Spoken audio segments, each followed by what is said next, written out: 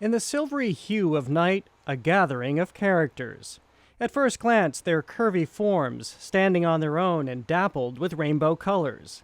Look longer, and the shapes come into being, like an all-knowing oak tree. The trees, they're transparent. They've witnessed everything that has happened and that we have done.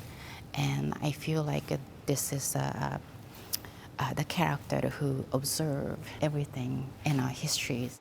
Each of these needle-felted sculptures here at the MassArt Art Museum in Boston has a reason for being, says artist Masako Miki. They are characters she has conjured and crafted to take their place in her own contemporary mythology. It's a human nature to make stories and narratives. And, if you believe in the same story, there's a sense of trust. And we actually believe in that stories and we act on it.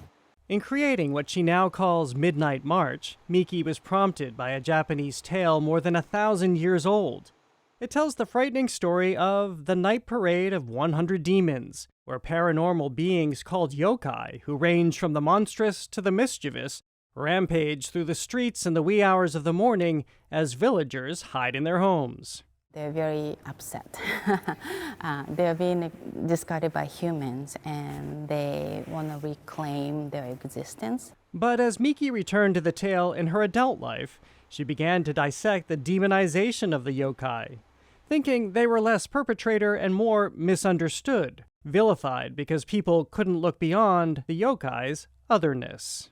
I think the first thing in a human sort of reaction is to kind of block or just they're not like me, so there's sort of a separation. We come from different places and different cultures, but we always just seeking for a new home, which is safe. So in her telling, Miki's yokai are shapeshifters, discarded things like an umbrella or a string of prayer beads that become all things adorable and inviting. You don't rationally understand what they are, but they're drawn by the colors and patterns and the shape. It's very important that people feel invited and have this affinity. I think affinity leads into the empathy.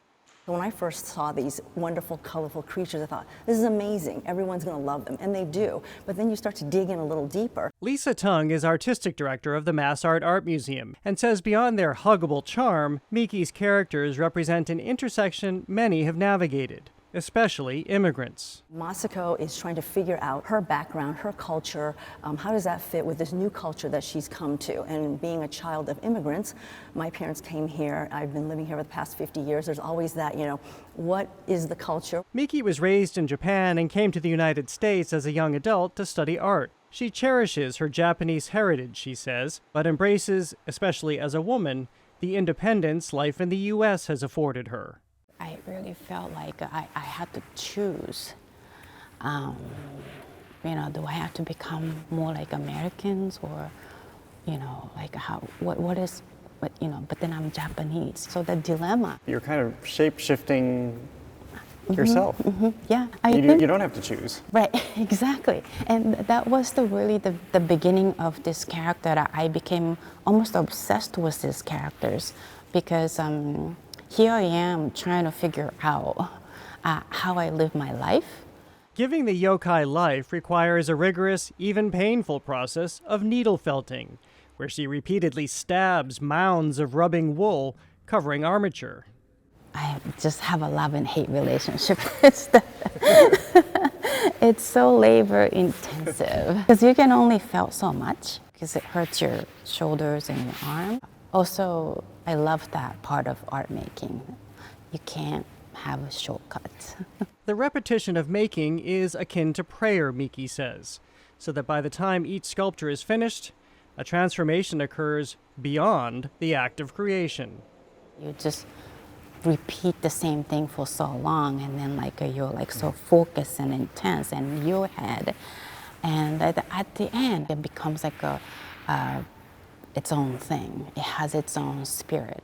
Made all the more entrancing in Midnight March. The artist worked with the museum in designing the floors, walls, and lighting to convey the dark, magical hours of the 100 Demons folklore, ironically making the darkness a better method for seeing.